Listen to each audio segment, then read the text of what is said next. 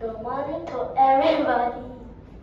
My brother ate my smartphone. Although it might sound strange, he swallowed it and bit by bit, his brain began to change. He started getting smarter. He grew so shrewd and wise that I could see that suddenly a light was in his eyes. He knew as much as Google. His IQ was off the charts.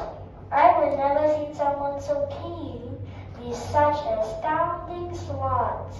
He solved the toughest problem with simplicity and ease, and calculated answer with unrivaled expertise. It seems he's now a genius, a perfect brainiac, but I don't care or think it's fair. I want my smartphone back. Thank you.